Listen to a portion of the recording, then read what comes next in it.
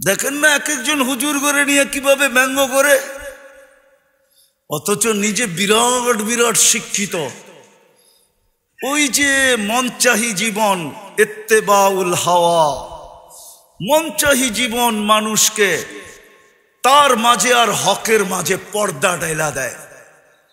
শিক্ষা দীক্ষা সবকিছু থাকা সত্ত্বেও, যুক্তি তর্ক বোঝা সত্ত্বেও হককে মানে না। হক মানার ক্ষমতা তার ভিতর থেকে বিলুপ্ত হয়ে যায়। আর যার ভিতর থেকে হক মানার ক্ষমতা বিলুপ্ত হয়ে যায়, খোদার কসম ওকে দিয়া যা খুশি তা করানো যায়। ওকে দিয়া সূর্যের আলো তো করানো যায়, আবার রাতের অন্ধকারও করানো যায়। আমার মনে আছে আমি একবার বয়ান করতেছিলাম জজদের ভিতরে। বাংলাদেশের 850 জজ আছে, রমজানে ওদের একটা ইফতার পার্টি হয়। তো কোনো এক সময় আমাকে ইনভাইট করছিলেন, আমি জজদেরকে বলতেছিলাম 850, এখন একটু বেশি হবে, 900 950 মতো। ওই সময় যে মন্ত্রী ছিল ওনার নামও আমি জানি, উনি আমার পাশে বসা ছিল। তো বলতেছিল আসরের পরে ইফতার কাছাকাছি আমি বয়ান করতে গেলে হুজুরের বয়ান করা হবে না। তা আমি বয়ান করলাম না, আজকে হুজুরের বয়ানই শুনি।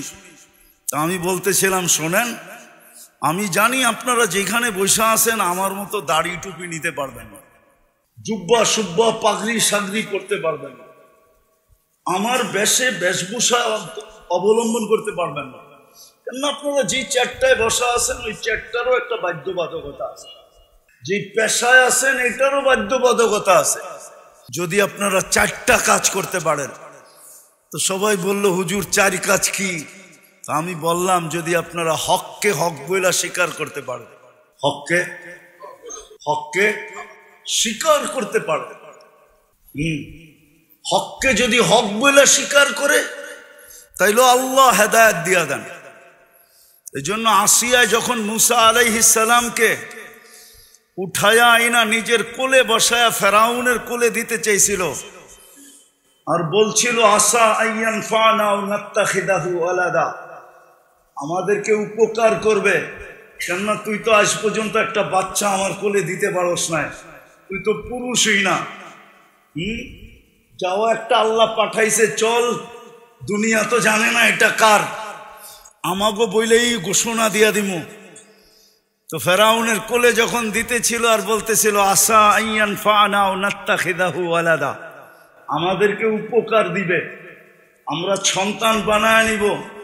তো ফেরাউন জট কইরা বইলা ফেলছে লাকি লাইসাদি, তোর হইলে হইতে পারে উপকার, আমার হবে না। আল্লাহর রসুল বলছিল লাউ আকাররা লাহাদাহুল্লাহ, যদি ও ওই মুহূর্তে ইকরার করতো, স্বীকারোক্তি দিত, আল্লাহ ওকেও হেদায়েত দিত। আমি বললাম হককে হক বইলা স্বীকার করা। তো বলতেছে হুজুর এটা তো সহজ। হক দ্বিতীয় হইল হককে কখনো ক্রিটিসাইজ না করা। আমার সমাজে দেখেন টকশোতে, কয়েকদিন আগেই শুনতেছিলাম একজনে টকশোতে বলতেছে মাদ্রাসাগুলা বলে গরিব বানানের কারখানা। এত আস্তে নাউজুবিল্লাহ পড়লেন, আপনারও দেখা যায় ওর দলের, ঠিক না? মাদ্রাসাগুলা হলো গরিব বানানের কি কি কি আবার ও বলে সুশীল কি। তবে আমি আবার ওটার একটু সুশীল বলে না, আমি ওটারে আবার একটু মোটিফাই করছি। কেননা আমরা ছোটবেলায় শুনছিলাম শীল কি, আমাদের দেশে একটা জাতি ছিল শীল কি, চিনেন শীল কি কি? যে চিনেন চিনেন, যে চিনেন না ওরে আর চিনান দরকার নাই।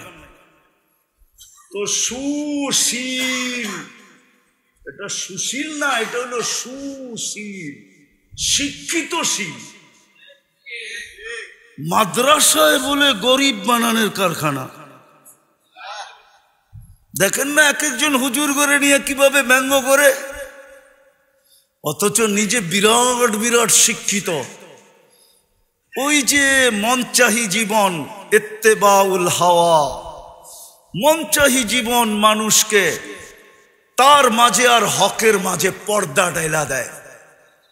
শিক্ষা দীক্ষা সবকিছু থাকা সত্ত্বেও, যুক্তি তর্ক বোঝা সত্ত্বেও হককে মানে না। হক মানার ক্ষমতা তার ভিতর থেকে বিলুপ্ত হয়ে যায়। আর যার ভিতর থেকে হক মানার ক্ষমতা বিলুপ্ত হয়ে যায়, খোদার কসম ওকে দিয়া যা খুশি তা করানো যায়। ওকে দিয়া সূর্যের আলো তো করানো যায়, আবার রাতের অন্ধকারও করানো যায়।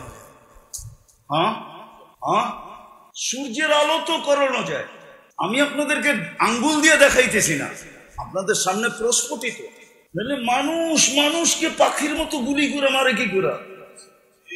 ঠিক না? মানুষকে গুলি করে মারে কি করে? মানুষকে মারে, আবার স্বজাতিকে মারে, স্বদেশীকে মারে, আবার স্বভাষাভাষীকে মারে।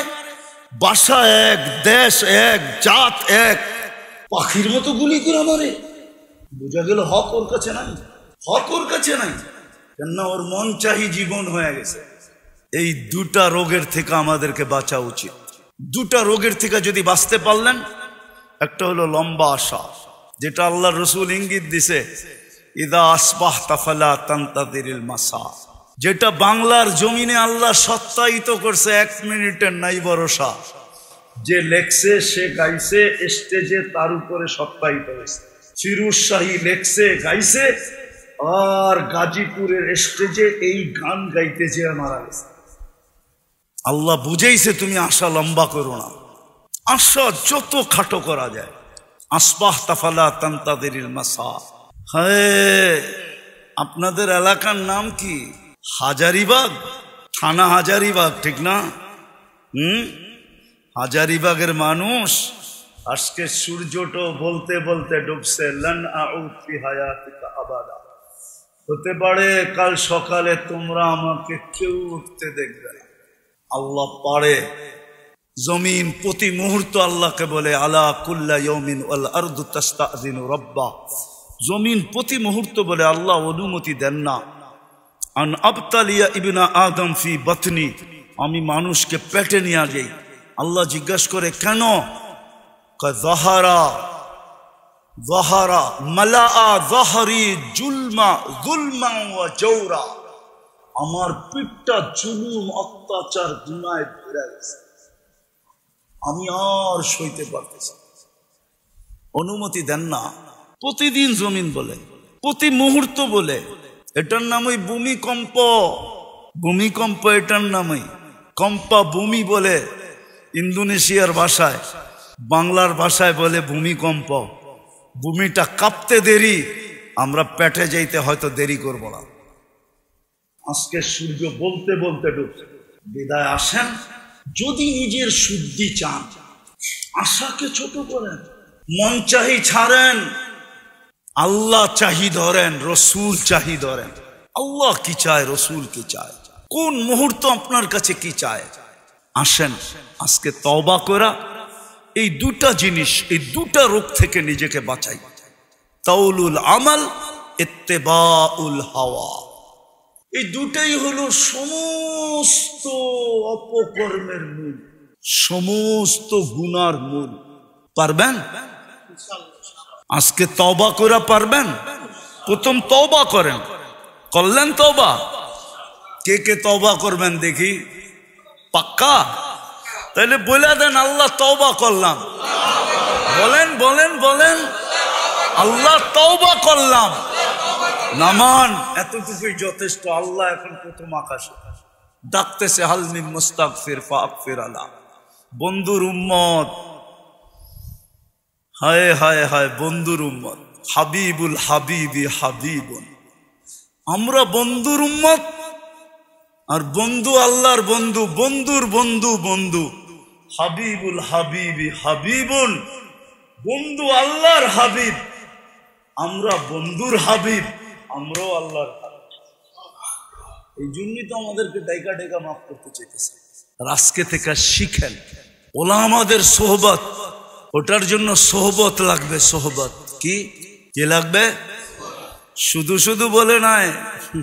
শফি রহমতুল্লাহ আলাই, শেষ করে দিতেছি, শফি রহমতুল্লাহ আলাই একদিন থানভী রহমতুল্লাহ আলাইকে বলতেছিলেন, কেননা আগে হাফিজ জুজুরও দেখতাম মসনবী শরীফের খুব শেয়ার পড়তেন, হাকিম আক্তার সাহেব রহমতুল্লাহ আলাইও দেখতাম মসনবী শরীফের খুব শেয়ার পড়তেন, তো থানভী রহমতুল্লাহ আলাইও খুব পড়তেন।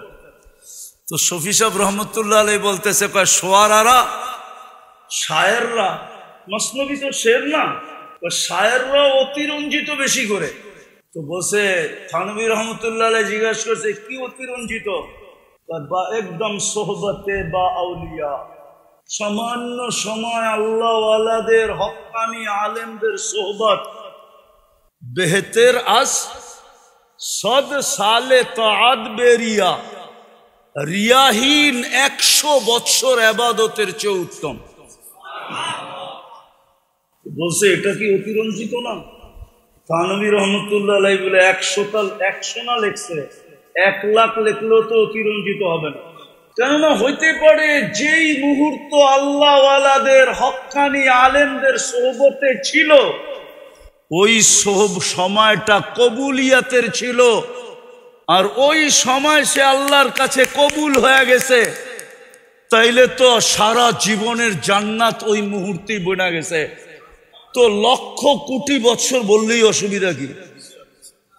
শফি সাহেব রহমতুল্লাহ আলাই বলতেছিলেন, মুফতি আজম শফি রহমতুল্লাহ আলাই, এবার হাটহাজারি শফি সাহেব মনে করেন, ওনার নাম আহমদ শফি, আর উনি হলেন মুফতি শফি।